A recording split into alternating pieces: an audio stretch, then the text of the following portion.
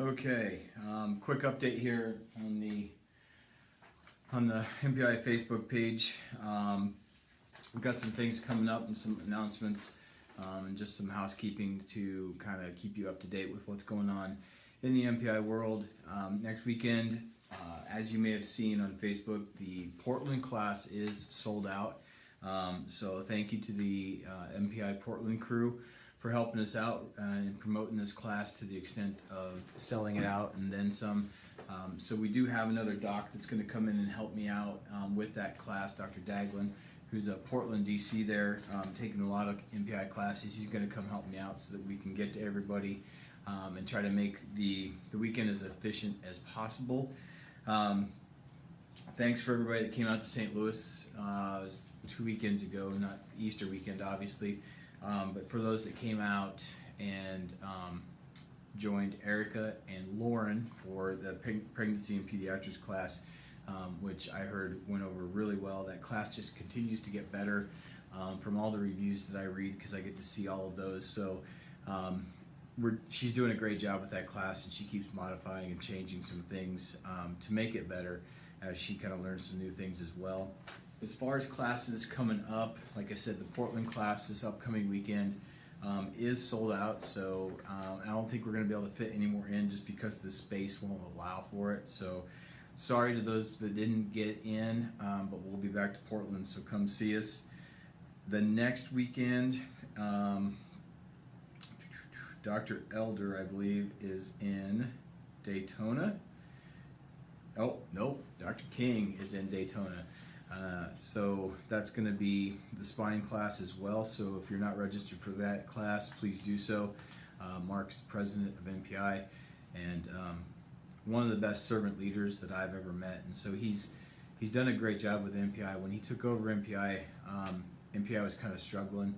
It didn't really have that great of a reputation and kind of had a kind of a negative stigma about it, and didn't have an identity. And so Dr. King's really done a good job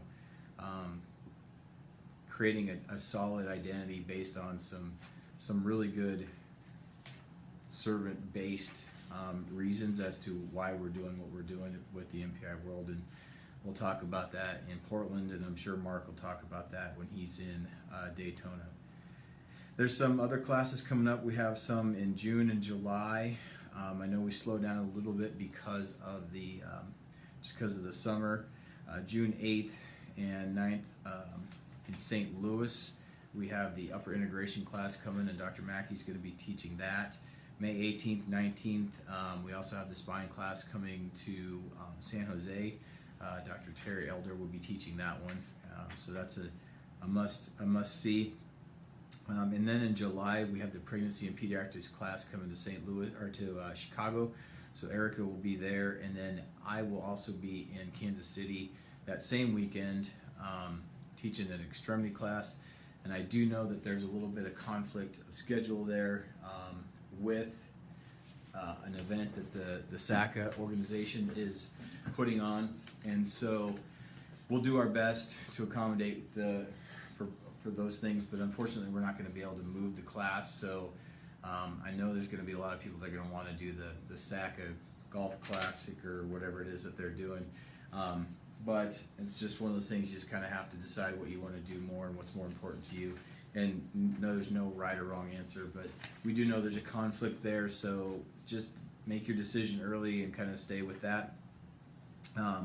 As far as other things coming up, we've already talked about the MPI podcast that'll start in May. I'm working with Kevin to get that up and running, and I'll also be on his podcast. We're going to do that recording in May as well, so that we'll have some content that's starting to get out there. We're also going to have a blog that's going to start. Dr. King and myself are going to start doing some of the content for that. So we're starting to get some things rolling as far as the content that we're going to start pushing out there, so that we can kind of catch up with the rest of the world in the digital realm anyway, and start to give you guys some better resources. And that's kind of the ultimate goal, is to create a video and a library of information out there that we can use to help you guys with some of the resources and some of the questions and some of the everyday things that you have as far as what's going on in the MPI world, how to practice and use the model,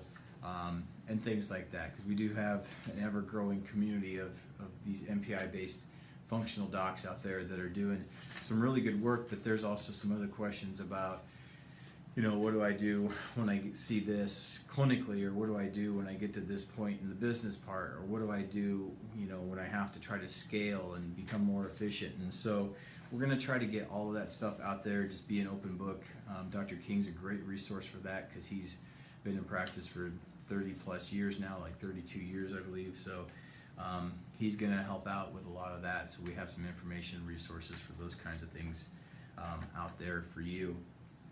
And along those lines, I got a really nice text from a former MPI rep, Steve Bird, who's one of my all-time favorites, and he sent me a text early today and just asked me how I was doing, which is super nice. And I finally responded, and he said that he was doing well and just grinding. And I was kind of I'm reading the text now, but he said grinding, always grinding. And I've mentioned some of this, and I think I put some stuff out on Facebook about the grind, that you have to kind of revel in the grind, you have to enjoy the grind, but I also believe that grinding it out is, it kind of creates this perception that you're just constantly working, like you're going to outwork everybody, you're going to out-hustle, you're going to out-grind. Like, I think those have become like really cool words and really cool phrases and catchphrases to say.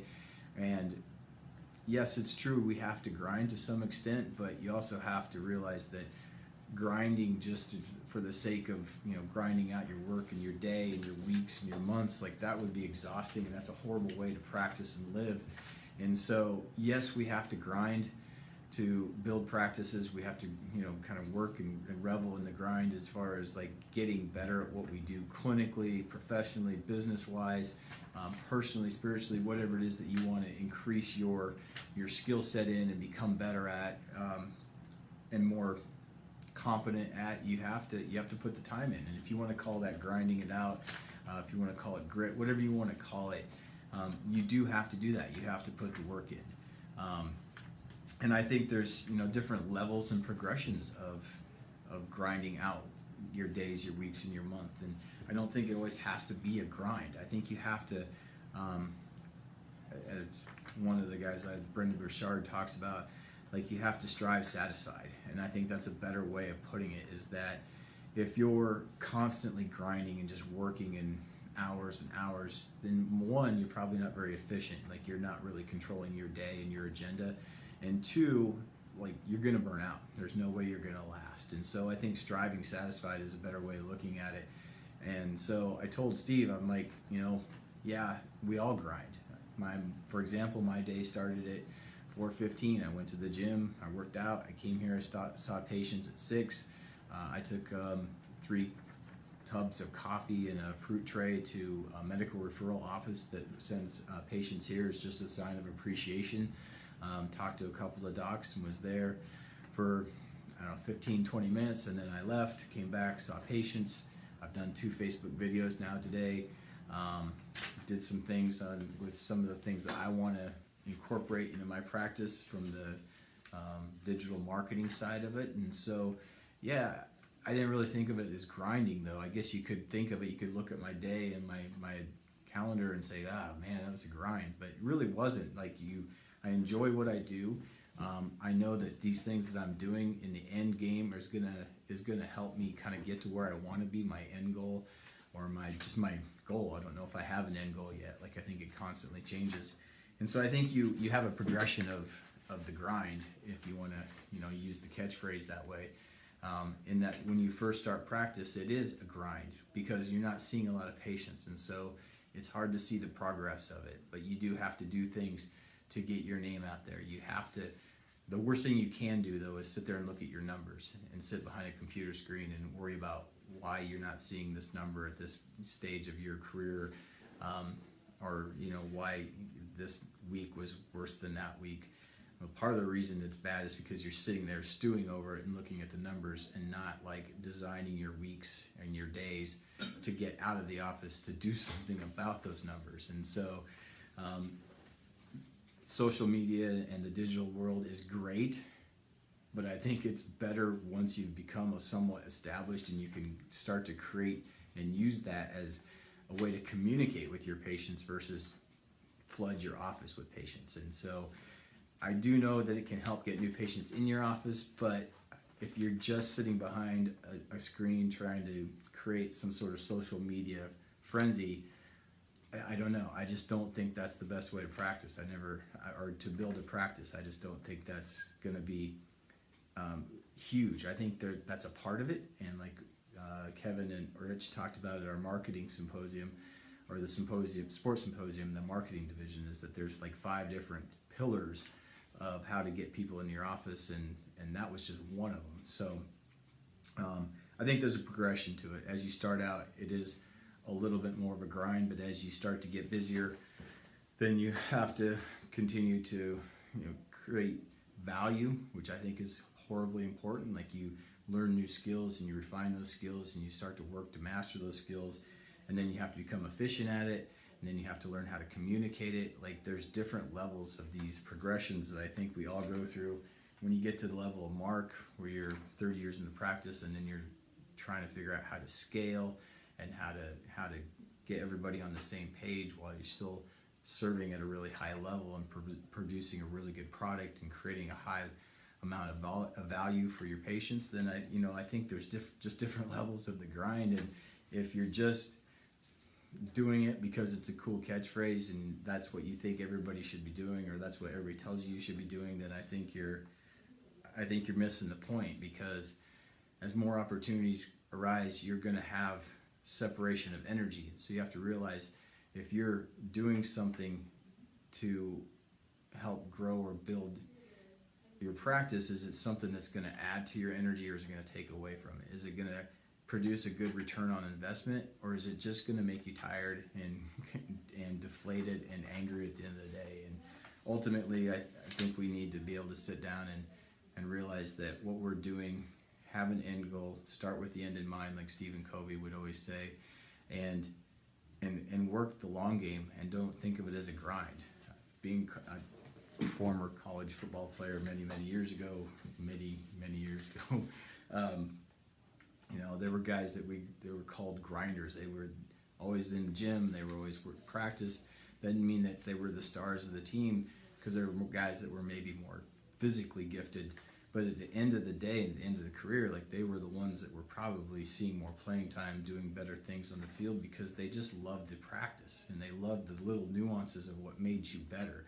And I think that's what you have to look at. It's like not grinding so much as it is working at all the little things that can make you better in whatever aspect of your life you want to be better. Whether it's growing your practice, whether it's being a great clinician, whether it's being a great motion palpator, whether it's being great at adding new services, rehab, soft tissue, those kinds of things to your office, whether it's being a better dad, a better husband, whatever it is. Like, I think grinding is enjoying doing the little things right and learning new things that you're not great at, and then trying to master those and enjoying the practice part of it, like the getting better part of that.